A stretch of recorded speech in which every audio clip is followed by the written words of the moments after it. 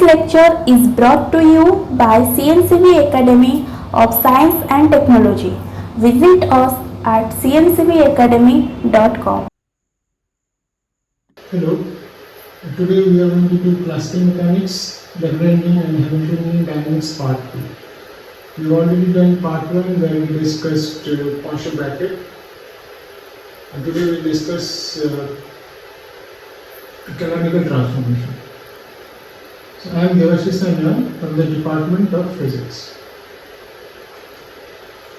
So today's topic of discussion is canonical transformations, and again I will be doing calculations in great details because I will assume that you have some background and you know a little bit about canonical transformation and Lagrangian and Hamiltonian dynamics. So it will be a kind of review. So what are canonically conjugate variables? Canonical conjugate variables are variables which satisfy Hamiltonian equation of motion. Like q dot is equal to del h del p and q dot is equal to minus del h del p. And we will say that q and p are canonically conjugate variables because they satisfy Hamiltonian equation of motion. And now we'll go to what is canonical transformation. And before that,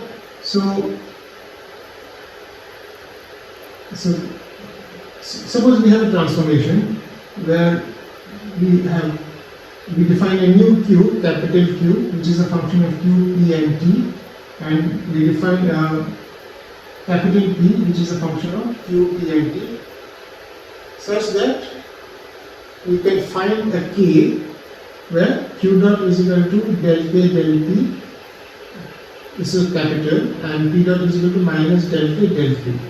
If you can find a k such that these equations are satisfied, which is again Hamiltonian equation of motion, then we will say that q and p are canonically conjugate variables. And this is a canonical transformation. This is a canonical transformation because the new variables satisfy Hamiltonian dynamics. So if the new variables satisfy Hamiltonian dynamics, we say that the transformation is a canonical one. So how do we know that a transformation is a canonical one?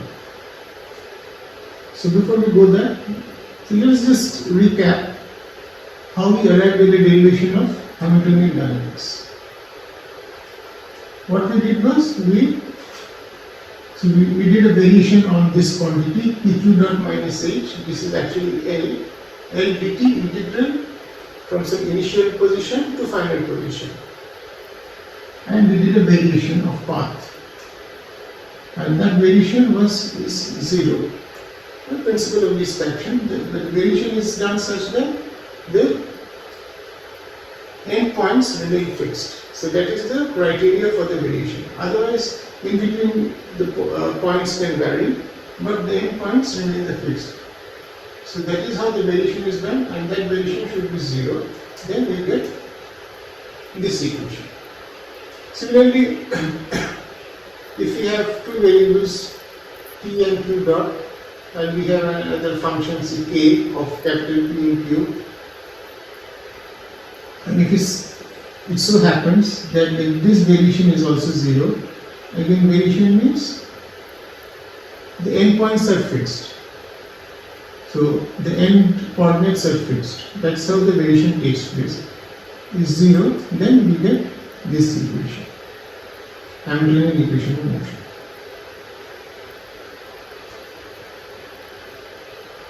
Right. So the question is, what is the relation between this quantity and this quantity?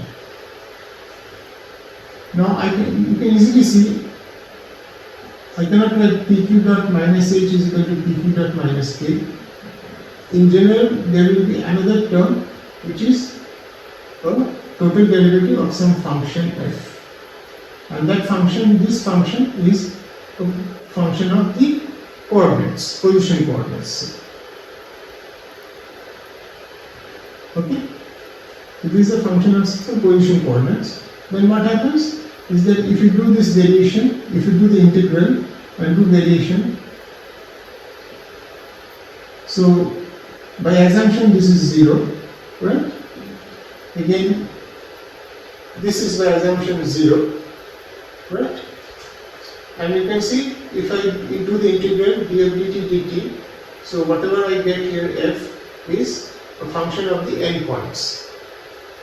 And then if I do a variation of this quantity, since the endpoints remain fixed in the variation, so this from this quantity the variation will be 0.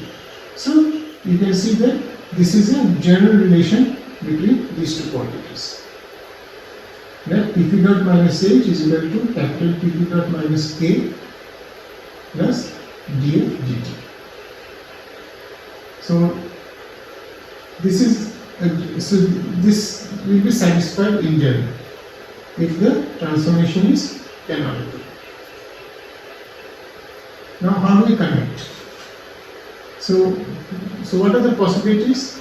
F can be some function of small q and capital Q, right? Or F can be, these are also, F can be some function of small q and capital Q, or F can be, so F is called what is called the generator of canonical transformation. Because if we know F, then we can find out the transformation. If we know F, we can find out the transformation. So F will determine what is this relation. That's why F is called the generator of canonical transformations.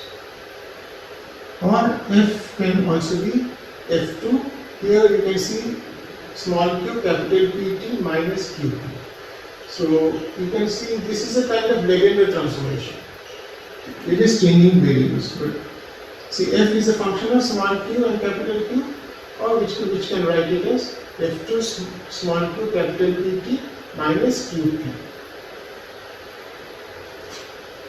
You see why we write that, but this is a Lagrangian transformation. The information content is the same whether we take F or F2. They contain the same information. Or we can define F as PQ, small pq, plus F3. Then we have, this is a function of small p, capital Q, T. Right? Here we had small q, now we have capital P, so it will be PQ. Or we can have F such that it is written in this form. So we have F1, F2, F3, and we have F4. So it's a PQ, so it's a combination. PQ minus QP plus F small p. So now this function is a function of only momentum. Old momentum, new momentum, and time. Here it is old coordinate and new coordinate. Here it is old coordinate and new momentum. And here it will be old momentum and new coordinate. So that's how it goes. So let us see what we mean by generator of transformation. So F is this. So let's start with this. F is equal to F1 small q capital Q T. So what is df dt? Df dt is del F1 del Q Q dot plus del F1 del Q capital Q dot plus del F1 del T. Please put it here. And now what we do, you can see, so here, if you just substitute it here, small q dot and capital Q dot are considered as independent variables. Small q dot and capital Q dot. But small q and capital Q are not independent variables because they are supposed to be connected by some relation. But small q dot and capital Q dot are considered as independent variables. Now if you substitute this thing here and you take small q dot and small capital Q dot and small q dot as independent variables, then putting the coefficients of small q dot to be 0, putting the coefficients of capital Q dot to be 0, and another term which is independent of both, which is independent of capital Q dot as capital Q dot and small q dot. There will be another term like that term to be 0. Then you can easily see, it's just a one-line calculation. You can easily see P is equal to del F1 del Q, new coordinate is equal to del F1 del Q, and K is equal to H plus del F1 del Q. So what does it mean? So if this was my F, this is, say I chose, then del F1 del Q, I can find out that is the P. That is actually is this old coordinate, or old momentum.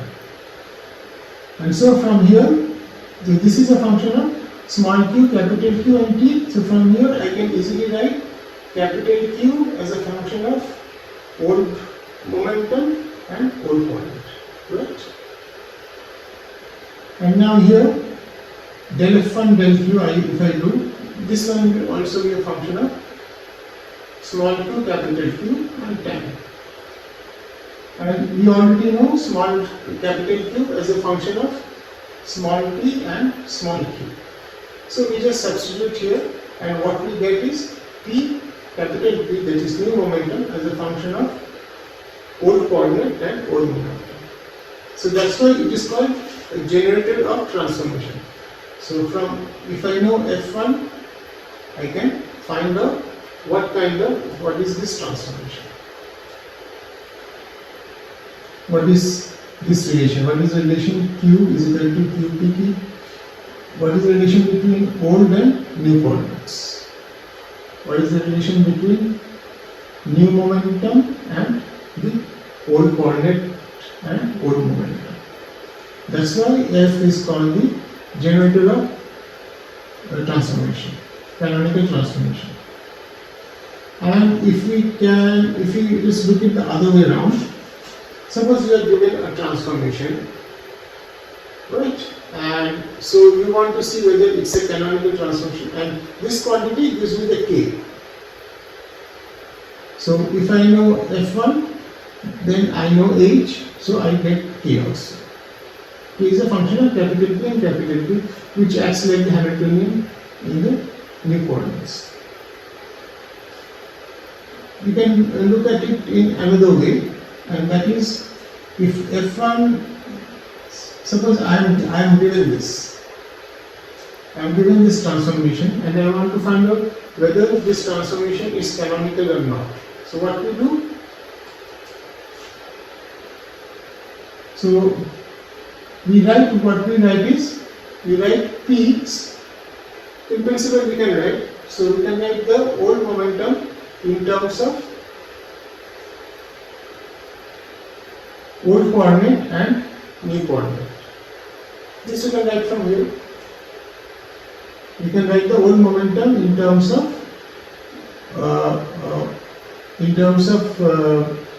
old momentum in terms of capital Q and small q.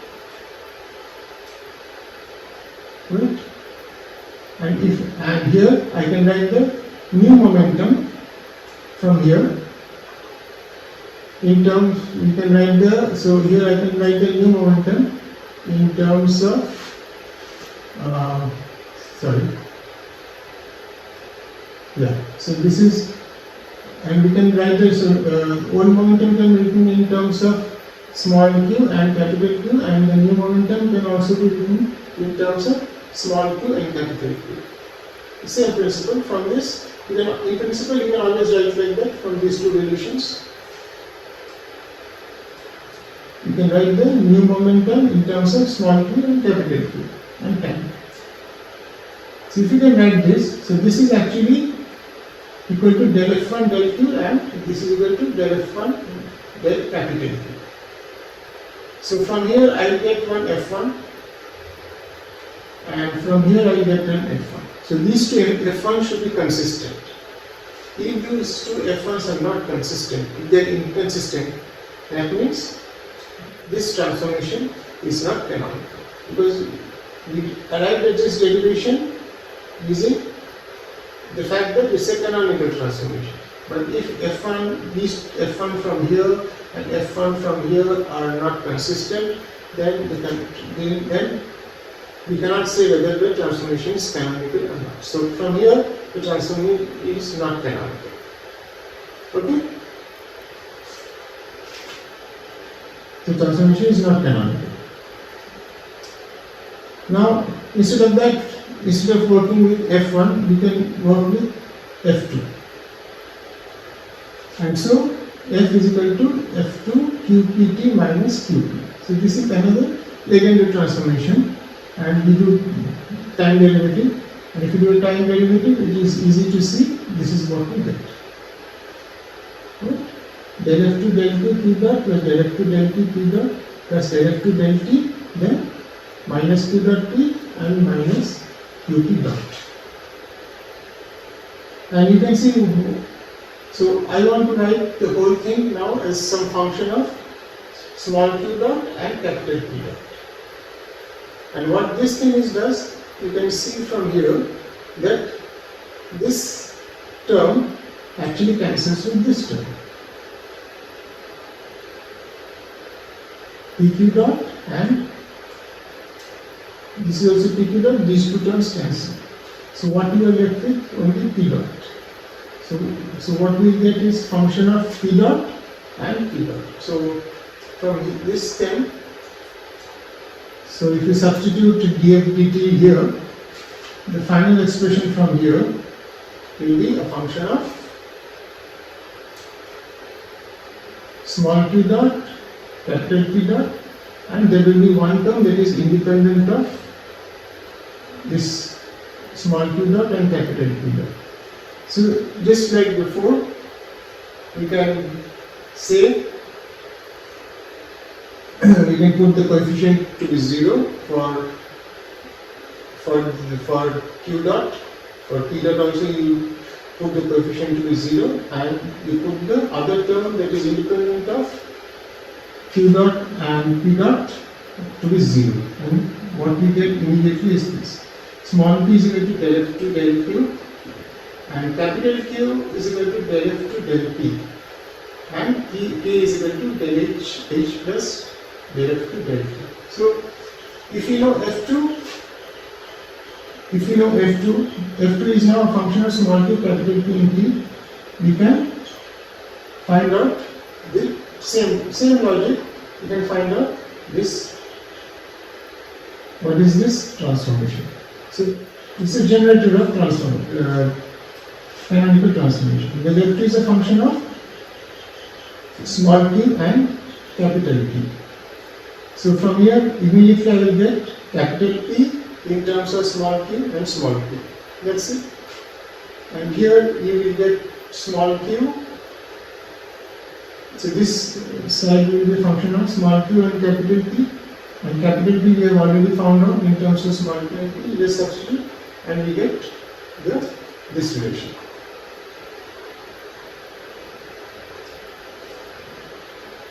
So that is it.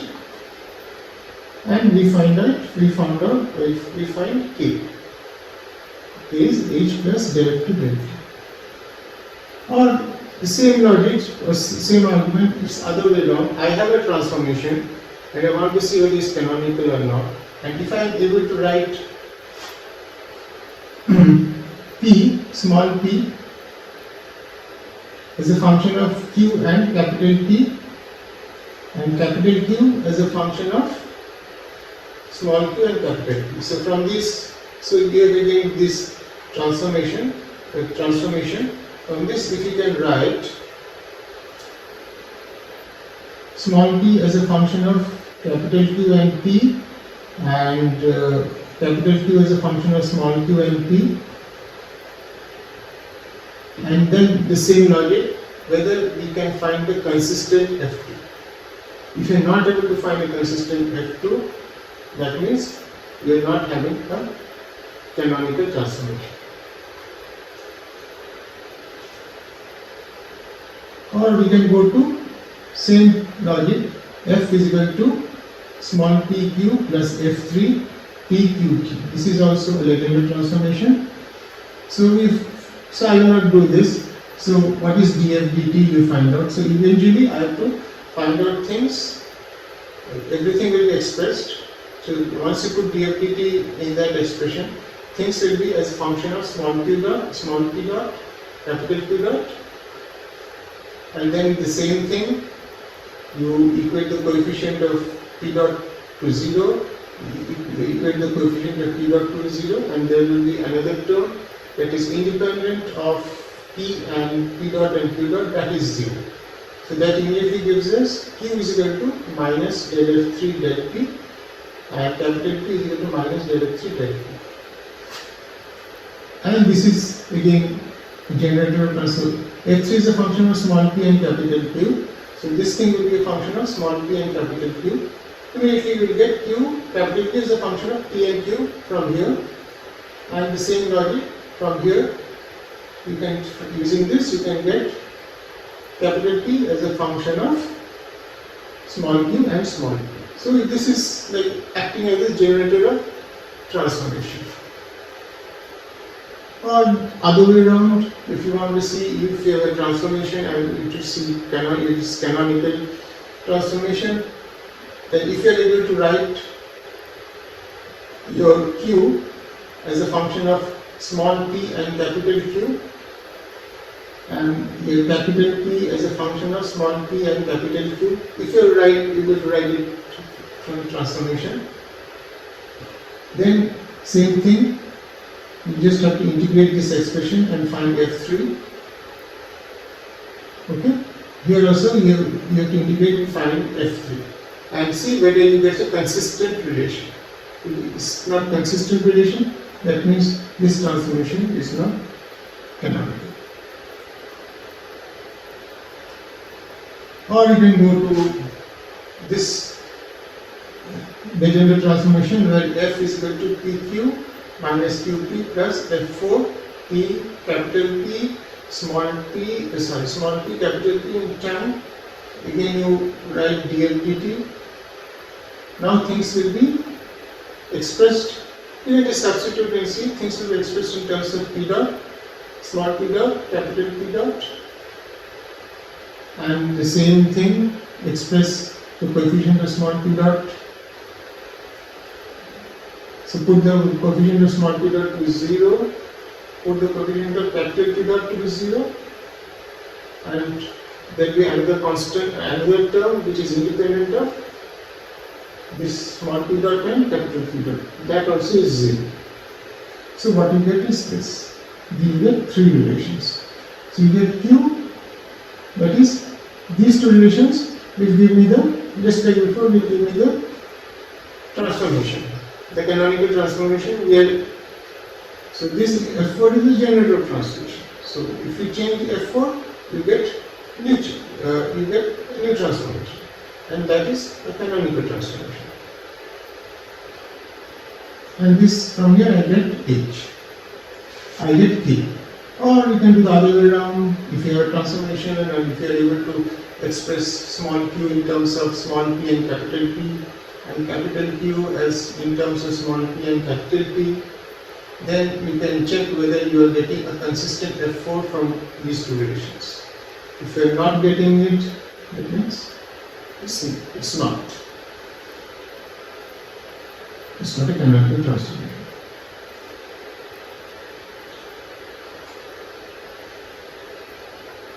So this is a problem I have done in classical mechanics for PhD entrance exams part 1. So this is in the part 1, classical mechanics for PhD entrance exams part 1. There we have this problem. Q and P are canonical variables. Show that Q and P are canonical variables as defined by this. So this is new coordinate, this is new momentum, and expressed in terms of old coordinate and old momentum. Here also old coordinate, old momentum. So prove this by showing that there exists a generating function f3. Remember? So this f3 is a function of small p and capital P. So we have already done it. So this I also Q dot, so here so Q dot is equal to Q dot, and if Q dot is equal to this, so we have already learned all these things. This is how F3 is defined. Then capital P is equal to minus del F3 del Q and Q is equal to minus del F3 del Q. These things we have already learned today, and K is equal to this. So now from these two expressions we can express small q as a function of capital Q and P. This you check, this is not difficult. Okay, this from this relation. From this relation you can express capital small q as a function of capital Q and small q. And you can express capital P as a function of capital Q and small q from these two relations. This is not difficult. This we have already discussed. Let's check. And once we have done that, you will see that we get a consistent F3 from it. So we just substitute. So here we have capital P and here small q. We substitute and find out F3, and what do we see? There is a consistent F3. So that tells me this is a canonical transformation. Or we can do it another way. We know that if Q and P are small q and P are canonical coordinates, then their Poisson bracket is -1. This we have done when we are doing Poisson bracket. The first class on Lagrangian and Hamiltonian dynamics. And so the Poisson bracket of capital Q and capital P should also be -1. If that you should, it's not difficult. That means del Q, del P, del capital Q, del small p, del capital P, del small q minus del capital Q, del small p minus del P, capital P, del small p. This should be -1. So if you can show this is -1, then it's a canonical transformation. This is another way of showing. So let's do it. It's a good practice. And so we'll end here today. So I'll come back with a new topic next time. Thank you.